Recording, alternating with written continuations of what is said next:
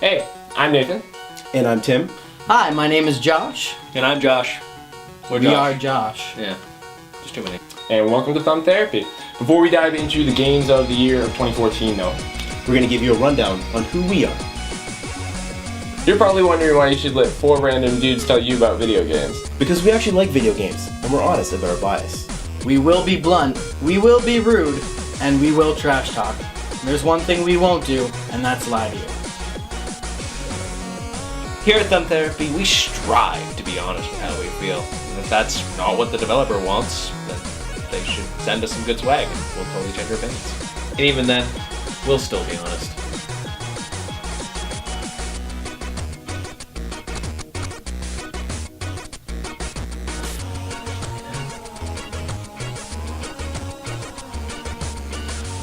We're about to dive into our Game of the Years for 2014.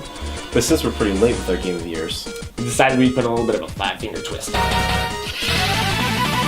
So for our Game of the Years, we decided to set up a couple different brackets for a little bit of an opinion face-off.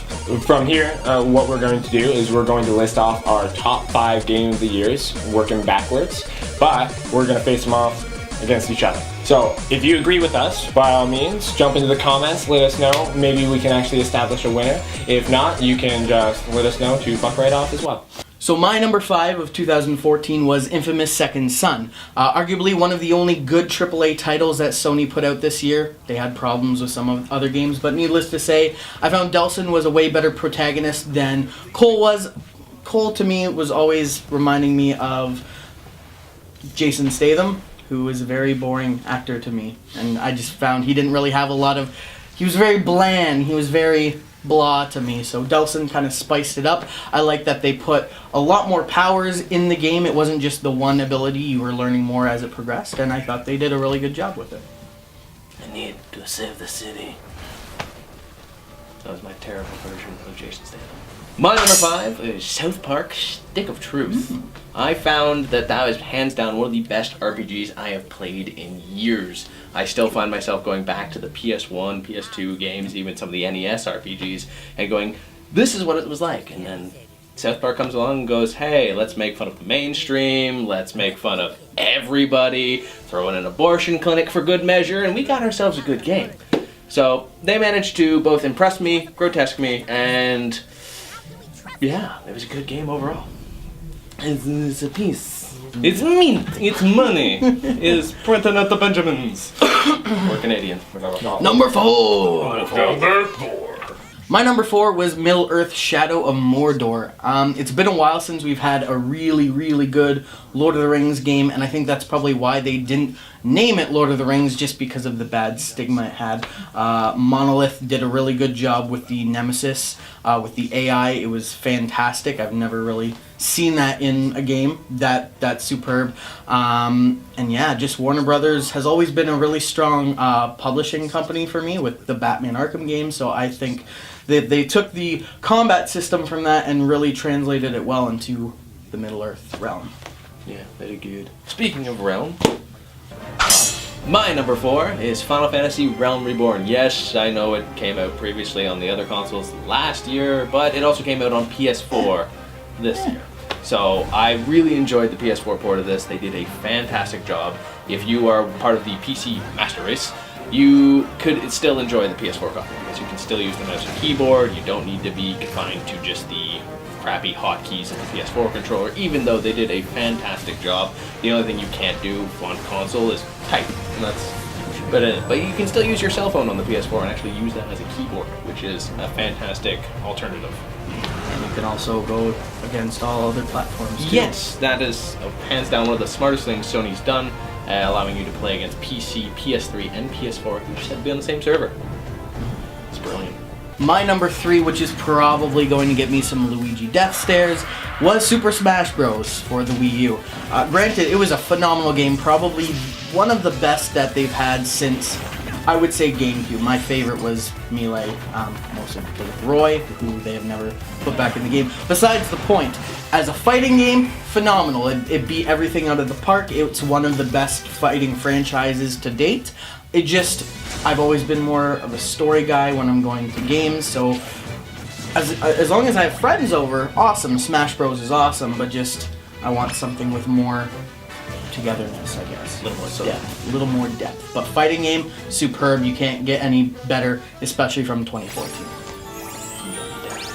Guess what? We're gonna talk about another game for the third time. Infamous Second Son! Yes, that is my number 3. I have to put it a little bit higher because I thoroughly enjoyed the good side of the game. A little disappointed in the evil side. They did not put as much effort into it, and that was very obvious. Even the Infamous 2 had a much better evil side. They actually thought it through.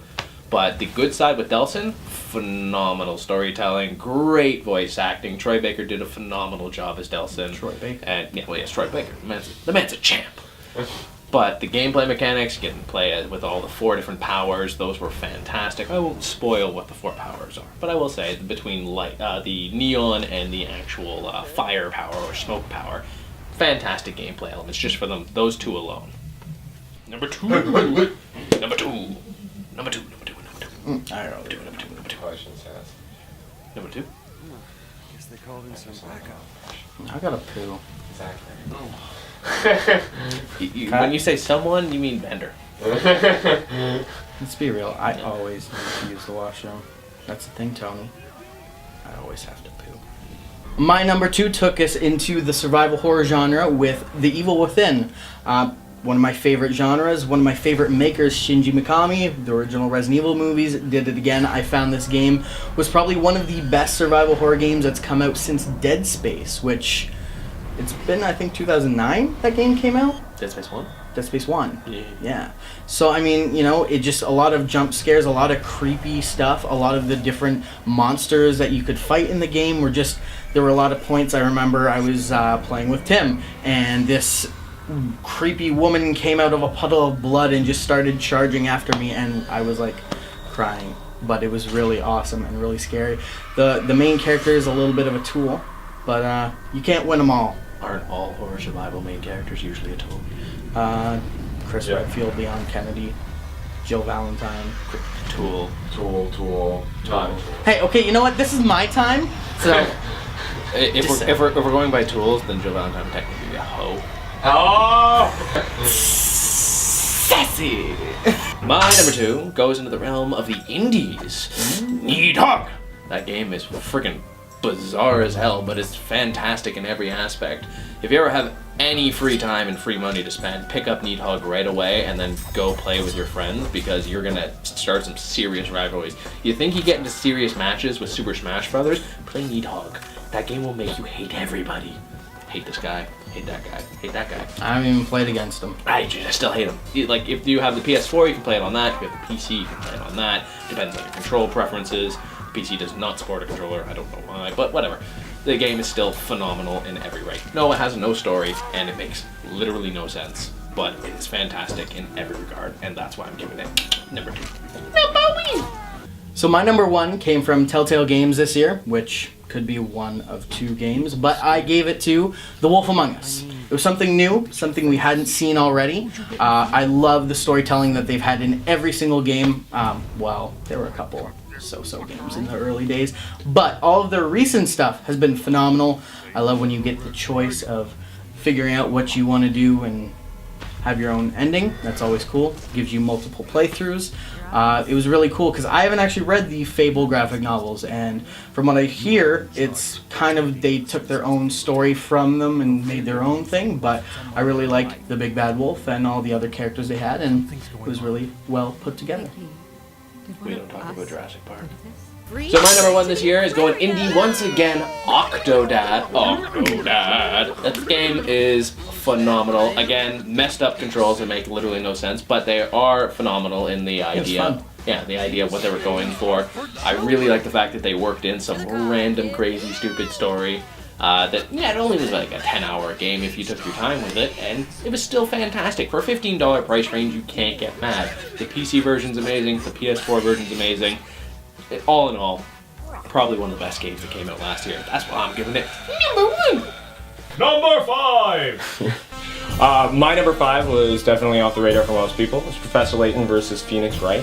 Great little puzzle-solving title if you haven't delved into either realms at all. If you like either franchise, though, it has an even amount for both. So if you're more of a Phoenix Wright fan, jump right in. If you're more of a Professor Layton fan, it's going to be just as good a game for you. My number 5 is Donkey Kong Tropical Freeze. Kong is back, and it's absolutely bananas. And Kong is back, and it's absolutely bananas. Okay, good. You guys didn't laugh this time. Over 100 Kongs died to bring you this review. Through lush jungles to winter wonderland, that game never lets up. The characters, every character gives you another level of platforming. It's just awesome. So go fucking play it, man. Peace the fuck out. My number 4 was Metal Gear Solid 5 Ground Zeroes, actually. That got a lot of really bad critical acclaim just because of its length, as well as the price point that you were purchasing for. Personally, considering it was only a $30 title on launch and it's $20 now, it's definitely well worth the money that you're spending on it. The gameplay, it actually kind of blends the gameplay between Peace Walker as well as Metal Gear Solid 4 in a beautiful, beautiful environment. They've definitely surpassed any environments that they've had in the past. On top of that, we got another outing with Big Boss, which no one can go wrong with that. So. And my number 4 is Infamous Second Son. That game alone, with the mechanics they brought to the DualShock 4, it's probably one of the best uses of the controller with the paint mechanic. I know it doesn't move the story, but it was just one of the most creative things I've seen developers do this year with the DualShock 4.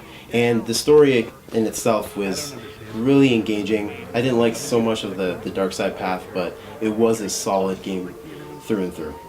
Number 3! My number 3 was Mario Kart 8. Nintendo, they really stole the year for me this year, I can safely say.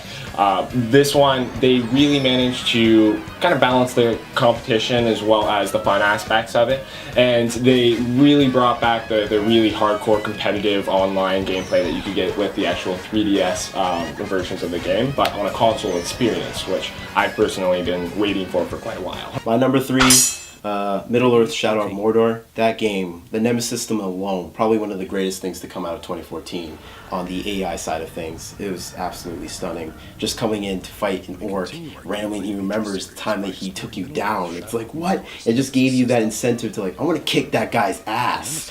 And that game is just, awesome, man. It just gets the mint symbol, man. Number 2. My number 2 was Borderlands the pre-sequel. Didn't exactly get the greatest reviews this year, I can safely say, but part of the reason I found was from the actual bad console port that they had that created a lot of glitches in the actual game. If you have a PC that's actually able to run it, I highly suggest that you dive into this game if you're a fan of the franchise. It's definitely more than an expansion pack. They've changed quite a few things with the environment as well as the actual system with things like bounce pads, butt slams, new elements, the weapon grinder. It definitely makes it a worthwhile experience if you're into Borderlands. The Aussie accent, I think we can all agree, is the hottest. My number 2 is Shovel Knight, an indie title by Yacht Club Games, and they really developed one of the best platforms I've played in decades. It is really a good homage to Super Mario Bros. 3 and Legend of Zelda 2. It's just everything. I love playing that game inside and out. The encounters with the boss battles that you play against, it's just all around one of the best games I've played all around, even through AAA titles, and I really dig it. Down to number 1. Number 1. So actually, our number 1 is the same game. And it's a game that quite a few people have definitely played over the course of the past couple months. Smash Bros. For Wii U. Probably one of the most robust games of the year, hands down. Yeah, the game itself had tons of different modes in terms of fighting for competitively as well as just simply for fun. They actually have specifically those modes named specifically that. They also have all sorts of nice little party modes on the side as well for people that are just looking to have some fun with some friends. They've got things like the Smash Tour, Trophy Rush, all sorts of collectibles too if you are a big collector. But the best mode in that game, in my opinion, Special Orders. That mode alone took out so many hours of my day. I lost my entire Christmas break, to that mode alone. No doubt. If you guys are soundtrack collectors at all, do the Special Orders. They'll make your life so easy. Minute. Both you guys have Smash Bros. As number 1? Yeah. It's fun though. You can't both have number 1 as the same. You have to do some sort of competitive combat for that. Wow. Looks like we're gonna have to settle it in Smash! Thanks for watching our first show, everyone. Make sure to tune in 4 p.m. EST Monday for our most anticipated of 2015, and again on Wednesday for our first impressions on Dying Light. Let us know what you thought of our choices, as well as your own best of 2014 in the comments below. And until next time, you can find us on your friendly neighborhood YouTube or at thumbtherapy.com.